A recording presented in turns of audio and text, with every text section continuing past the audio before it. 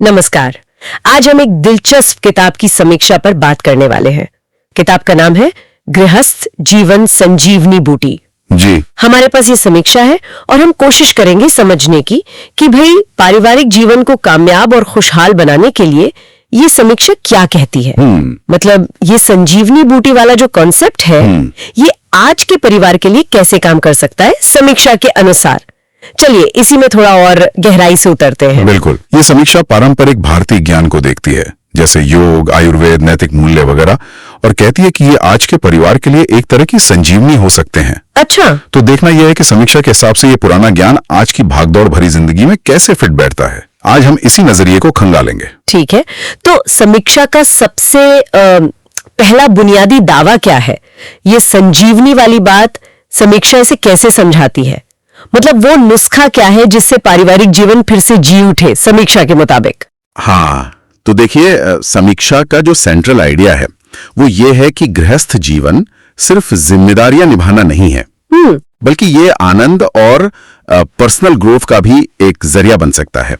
और ये संजीवनी मतलब ये नई ऊर्जा समीक्षा कहती है कि 4 मुख्य स्तंभों को अपनाने से मिलती है। 4 स्तंभ कौन से? हाँ, 4। पहला स्वास्थ्य और दिनचर्या, दूसरा पारिवारिक सामंजस्य, तीसरा मानसिक शांति और चौथा आध्यात्मिक पहलू। अच्छा। और समीक्षा इस बात पर जोर देती है कि ये चारों अलग अलग नहीं हैं, मतलब ये सब आपस में जुड़े हुए हैं। एक होलिस्टिक अप्रोच है जिस पर समीक्षा काफी बल देती है। ठीक है, ये होलिस्टिक अप्रोच वाली बात अहम लगती है। तो चलिए पहले स्तंभ पर आते हैं जो समीक्षा बताती है, स्वास्थ्य और दिनचर्या। जी। समीक्षा इसमें योग, प्राणायाम, सात्विक भोजन, इन सब का जिक्र करती है। शारीरिक सेहत पर इतना जोर क्यों है समीक्षा के हिसाब से? वे समीक्षा इसे एकदम बुनियाद मानती है। उसका तर्क शायद यह है कि अगर शरीर ही ठीक नहीं तो मन कैसे शांत रहेगा जी। या रिश्तों में मिठास कैसे आएगी? सही बात है। हमारी जो शारीरिक सेहत है उसका सीधा असर हमारी एनर्जी पर, हमारे मूड पर, हमारी सहन शक्ति पर पड़ता है। हाँ। है ना? हाँ। तो समीक्षा शायद इसीलिए योग और सात्विक भोजन जैसे पहलुओं को हाईलाइट करती हैं, क्योंकि यह सिर्फ शरीर ही नहीं मन को भी संतुलित रखने में मदद करते हैं, ऐसा माना जाता है। और संतुलित दिनचर्या का विचार भी इसी से जुड़ा है। हाँ। समीक्षा के अनुसार एक नियमित रूटीन से क्या होता है, जीवन में अनुशासन आता है, स्थिरता आती है। हाँ, ये बात तो समझ आती है कि सेहत पहली जरूरत है, लेकिन सिर्फ सेहत ही तो काफी नहीं है ना, रिश्ते भी उतने ही अहम है। बिल्कुल। तो समीक्षा दूसरे स्तंभ पारिवारिक सामंजस्य के बारे में क्या कहती है? इसमें पति पत्नी के रिश्ते, बच्चों की परवरिश, बुजुर्गों का सम्मान, ये सब बातें समीक्षा इन्हें खुशी से कैसे जोड़ती है? हाँ, तो समीक्षा इन पारंपरिक मूल्यों को देखती है जैसे ये परिवार के सोशल फैब्रिक को मजबूत करने वाले तत्व हों। अच्छा। उसका नजरिया ये है कि जब रिश्तों में आपसी समझ होती है, सम्मान होता है, सहयोग होता है, तो घर का माहौल अपने आप अच्छा बनता है, पॉजिटिव बनता है।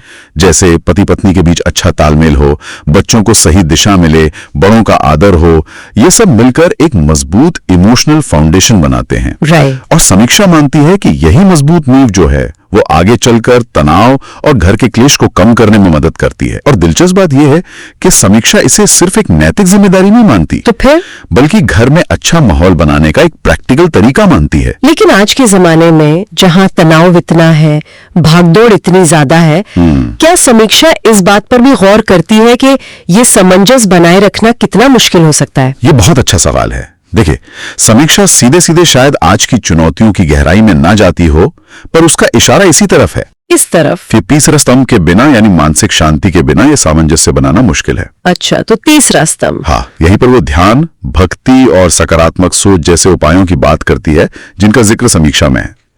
समीक्षा का दृष्टिकोण ये लगता है कि बाहरी रिश्तों को संभालने के लिए पहले अपने अंदरूनी मन को संभालना जरूरी है। तो मतलब अंदरूनी शांति और बाहरी रिश्तों में तालमेल, ये दोनों एक दूसरे पर निर्भर है। हाँ, बिल्कुल। समीक्षा के मुताबिक ध्यान और ये सकारात्मक सोच ये आजकल के तनाव और पारिवारिक कलह से निपटने में कैसे मदद करते हैं?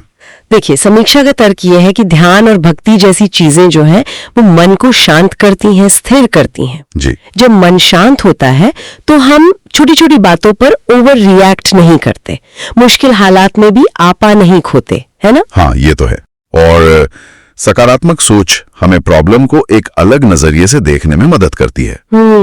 तो समीक्षा का इशारा यह है कि जब इंसान अंदर से मजबूत और शांत होता है तो वो बाहरी चुनौतियों का सामना बेहतर ढंग से कर पाता है और रिश्तों में जो मनमुटाव या कलह पैदा होती है उसे ज्यादा आसानी से सुलझा सकता है।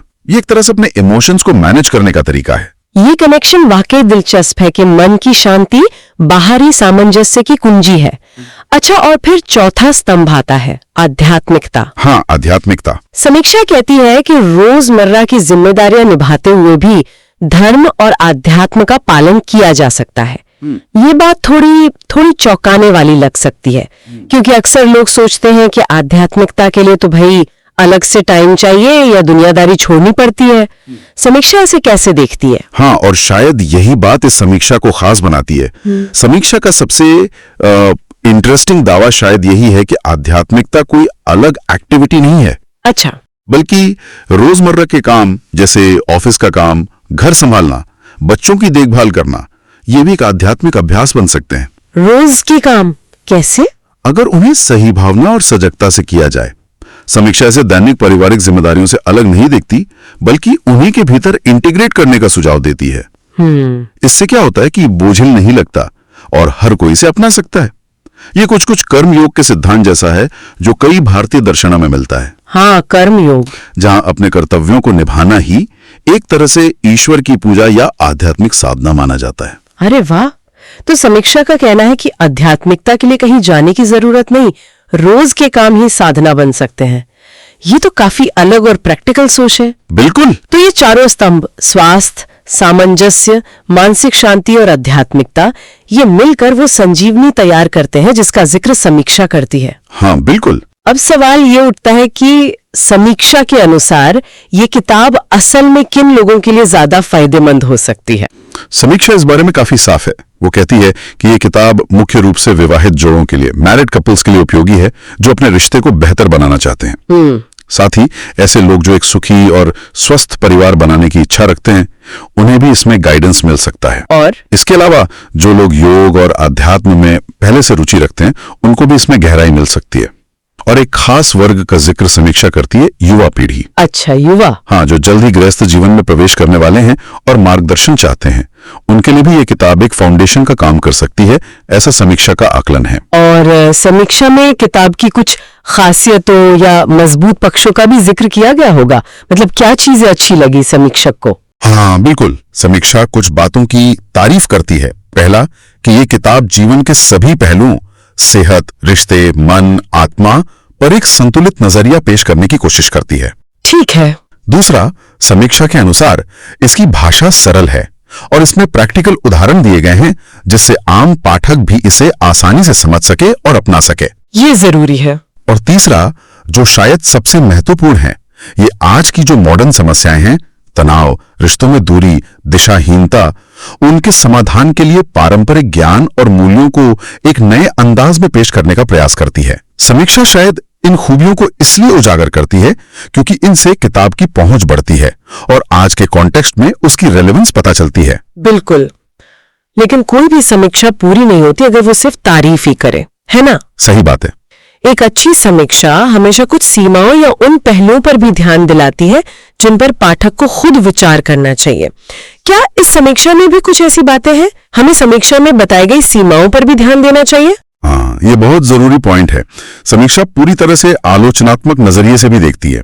वो ये मानती है कि किताब में दिए गए कुछ विचार, खासकर सामाजिक मूल्यों या भूमिकाओं से जुड़े हुए, वो कुछ मॉडर्न पाठकों को पारंपरिक या शायद थोड़े रूढ़िवादी लग सकते हैं। अच्छा। तो ये पाठक पर निर्भर करेगा कि वो इन विचारों को अपने विवेक से और आज के सामाजिक संदर्भ में कैसे देखता है। समीक्षा का ये कहना पाठकों को एक तरह से सावधान करता है कि भाई आंख मूंदकर सब कुछ स्वीकार न करें। और स्वास्थ्य संबंधी सलाह के बारे में समीक्षा ने उस पे भी कुछ कहा है, वो योग, आयुर्वेद वाली बातें। हाँ, और ये बहुत ही महत्वपूर्ण बिंदु है जिसे समीक्षा ने हाईलाइट किया है, बहुत जरूरी। क्या है वो? समीक्षा साफ तौर पर चेतावनी देती है कि किताब में स्वास्थ्य से जुड़े जो भी सुझाव हैं, योग, प्राणायाम या खानपान जैसे सात्विक भोजन वगैरह, जी, उन्हें किसी प्रोफेशनल डॉक्टर या विशेषज्ञ की सलाह का विकल्प नहीं माना जाना चाहिए। बिल्कुल नहीं। ये तो बहुत जरूरी बात है। कोई भी स्वास्थ्य संबंधी बदलाव करने से पहले डॉक्टरी सलाह लेना नितांत आवश्यक है। ये बात साफ करना जरूरी है कि ये चेतावनी समीक्षा की है, हमारी व्यक्तिगत राय नहीं। समीक्षा इस तरह से किताब की उपयोगिता को बैलेंस करती है। यह पारदर्शिता वाकई महत्वपूर्ण है। तो इस पूरी बातचीत के बाद अगर हम समीक्षा का सार निकालना चाहें, उसका निचोड़ क्या है? समीक्षा आखिरकार इस किताब को किस नजरिए से देखती है? देखिए, समीक्षा का कुल मिलाकर निष्कर्ष ये है कि ये पुस्तक गृहस्थ जीवन को सिर्फ जिम्मेदारियों और चुनौतियों के बोझ के रूप में नहीं देखती। इसके बजाय ये इसे आनंद, संतुष्टि और व्यक्तिगत व आध्यात्मिक विकास के एक अनमोल अवसर के रूप में प्रस्तुत करती है। अच्छा। और इस स्थिति को पाने का रास्ता समीक्षा के अनुसार वही 4 स्तंभ हैं: स्वास्थ्य, पारिवारिक सामंजस्य, मानसिक शांति और आध्यात्मिकता, जिनका संतुलित और इंटीग्रेटेड तरीके से पालन करना जरूरी है। बिल्कुल, और यहीं पर समीक्षा का वो केंद्रीय रूपक संजीवनी सार्थक होता है ना? हाँ, बिल्कुल। ये इन 4 स्तंभों के एकीकरण से मिलने वाली नई ऊर्जा या पुनर्जीवन का प्रतीक है, जैसा समीक्षा बताती है। हाँ, संजीवनी का विचार ही वही है, पुनर्जीवन देना, नई ऊर्जा देना। समीक्षा के अनुसार पुस्तक यही करने का प्रयास करती है। आज के जीवन की जो आपाधापी है, जो चुनौतियां हैं, उनसे जूझ रहे गृहस्थ जीवन में पारंपरिक ज्ञान और मूल्यों के जरिए एक नई जान, एक नई ऊर्जा फूंकना। समीक्षा इसे एक तरह की प्रैक्टिकल गाइड के तौर पर देखती है, जो इस रास्ते पर चलने में मदद कर सकती है। तो आज हमने गृहस्थ जीवन संजीवनी बूटी की समीक्षा के जरिए ये समझने की कोशिश की कि पारिवारिक जीवन को बेहतर बनाने के लिए पारंपरिक ज्ञान और आधुनिक जीवन शैली के बीच तालमेल बिठाने पर समीक्षा का क्या नजरिया है। जी। हमने देखा कि समीक्षा स्वास्थ्य, रिश्ते, मानसिक शांति और आध्यात्मिकता के एकीकरण पर खास जोर देती है और इसे ही वो संजीवनी मानती है। हाँ, और इस पूरी चर्चा से एक विचार मन में आता है जिस पर शायद हमारे श्रोता खुद सोच सकते हैं। क्या विचार? हमारी आधुनिक जीवन शैली की जो मांगे हैं, जो अपेक्षाएं हैं, उनके बीच वाकई संतुलन बनाना संभव है? ये बड़ा सवाल है। और अगर हाँ, तो हर व्यक्ति या परिवार के लिए इस संतुलन का स्वरूप कैसा होगा? क्योंकि देखिए, हर किसी की परिस्थितियां अलग हैं, प्राथमिकताएं अलग हैं, चुनौतियां अलग हैं। सही बात है। तो ये एक ऐसा सवाल है जो ये समीक्षा हमारे सामने छोड़ जाती है और जिसका जवाब शायद हर किसी को अपने लिए, अपनी परिस्थितियों में खोजना होगा।